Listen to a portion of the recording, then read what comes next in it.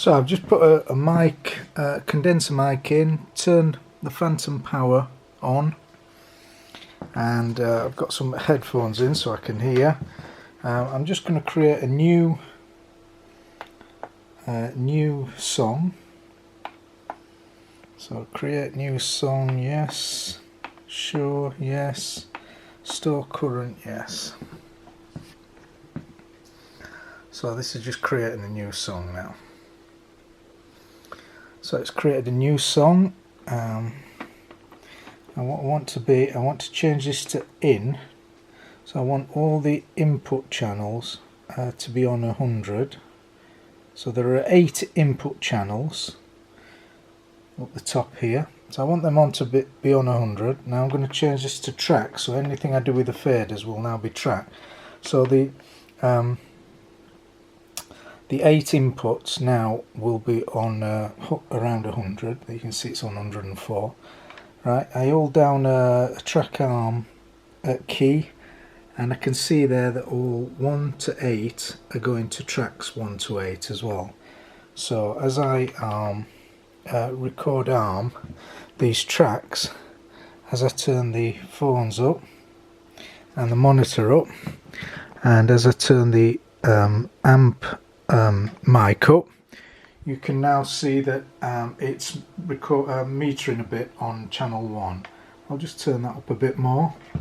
1 2 1 2 1 2 3 4. You can see that that's actually metering now, and in the headphones I can now hear that metering.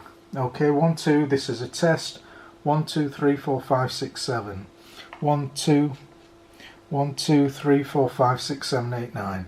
Okay, so I'm going to now just go back to the timeline version so I can see the meter, and I'm just going to record something here. This is a test recording on track 1 using the phantom power on input 1 with a condenser microphone going to track 1. This is a test recording. What I will do is I'll superimpose some of the audio that's recorded on this machine onto this film, just so that you can see what it was. Okay, so that's on channel 1. So if I want to check the next input, what I would do is I would turn everything down, because I'm going to have to turn the phantom power off. Okay, so I've turned the master down, I've turned the monitor down, I've turned the phones down, I've turned the gain down. Let's turn the gain of these pots down as well. Okay, you could leave the track up on this, it won't matter too much, which allows me then to turn the phantom power off. Okay, you'll see it just spike there. This is what phantom power does. I can now swap the input to 2. I can now turn it back on. Okay, so we're now got phantom power on input 2, the mic 2. So I can turn the gain up, and once I put the master back up and the monitor back up, I should be able to see a monitor on channel 2. So let's just put that back onto 2. You can see that I've got some signal. It's very hard to do this and do it at the same time. You can see I've got a bit of signal. I'm just going to turn that up a bit. Okay, that's a much better signal now. Okay, so I've got the mic going into you can see that the peak is just operating slightly. That's probably okay. 1 2 3 4 5. Yeah, that's okay. You can see the level there. So let's record on track 2 then. So now if I track track 2, you can see that it's coming through there. I can hear it in the headphones.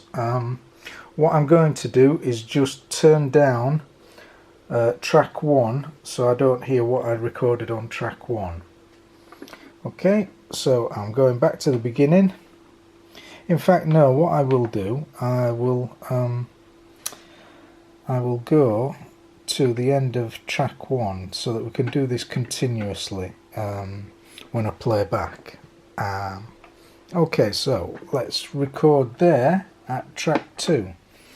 Okay, this is a test recording on track 2 using the microphone, a condenser microphone, going into input 2 using the phantom power, and it's going into track 2. This is track 2 on the VS1680 using phantom power. Okay, let's stop it there. Okay, I'm going to leave the tape or the timeline at that current position because I'm going to go and now record onto track 3, 4, 5, 6, 7, 8 and going up. So if I turn down again just to turn off the phantom power. Okay, I've turned off the phantom power. I can now remove the power, and I can now get the jack lead going into track 3, and I'm just using this dynamic mic on the drum there. So we set it up exactly the same. So let's turn the monitor up, the phone's up, get some mic signal going in. 1, 2. You can see there it's just peaking a bit. 1, 2, 1, 2, 3, 4.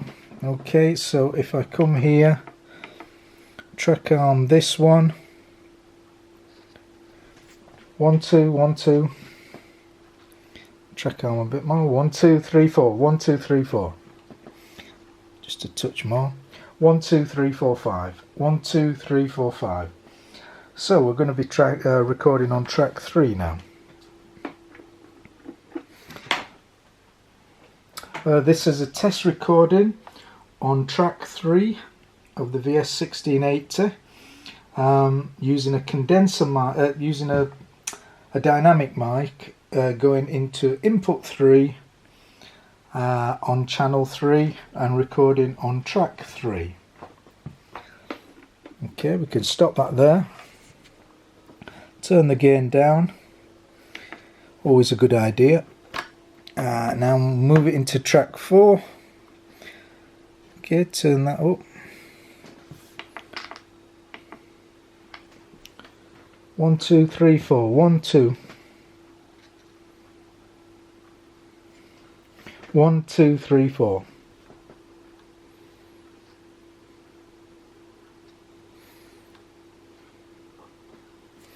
1, 2, 3, 4. 1, 2, 3, 4.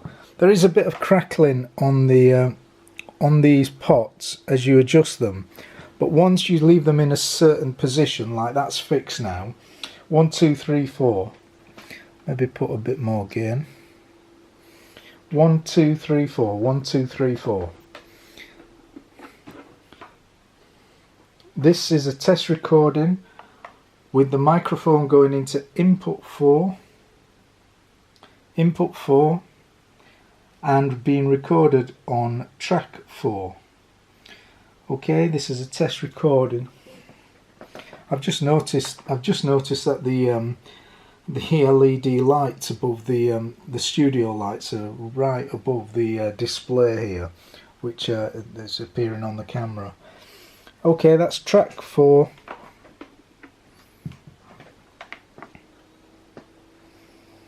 Turn the gain down.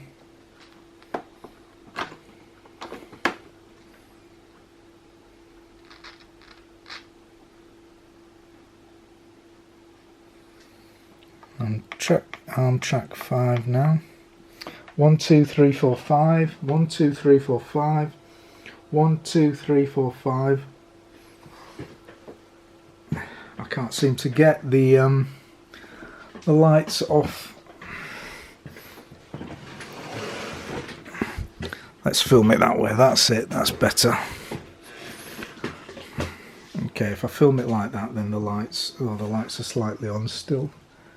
Why are the lights on there?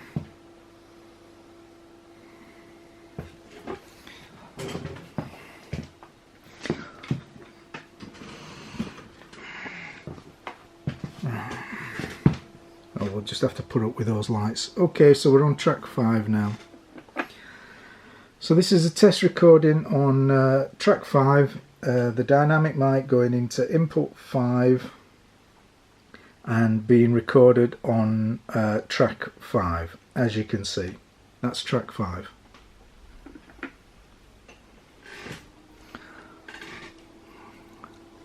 Okay, move it now to 6.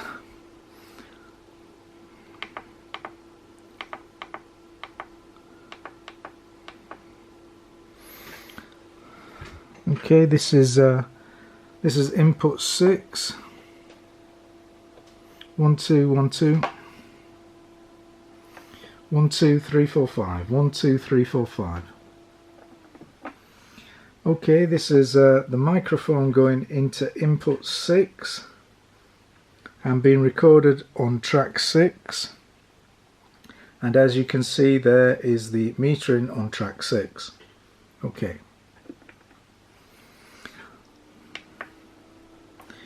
So turn the gain down again into track 7 now. On track 7, 1 2 1 2 3, just a bit more gain. 1 2 3 4 1 2 3 4 5. That's better. Okay, this is track 7. This is a recording on track 7 of the dynamic mic going into input 7 and being recorded on track 7. Okay, this is a dynamic mic going into input 7.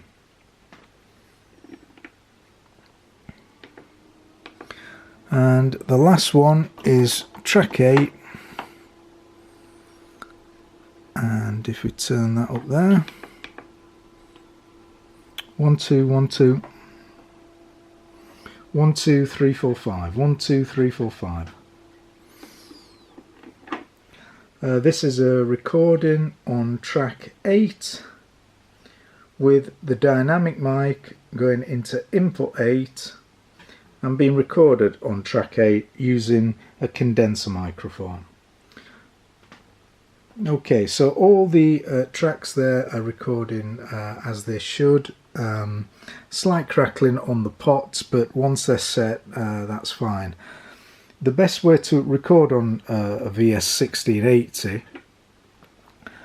is actually to use the digital in, which is an SB diff. It's either on optical or on Toslink, and if you use those inputs using, say, a voice print or something like for example, I've been using the Focusrite stuff, Trackmaster and a Twin Track Pro.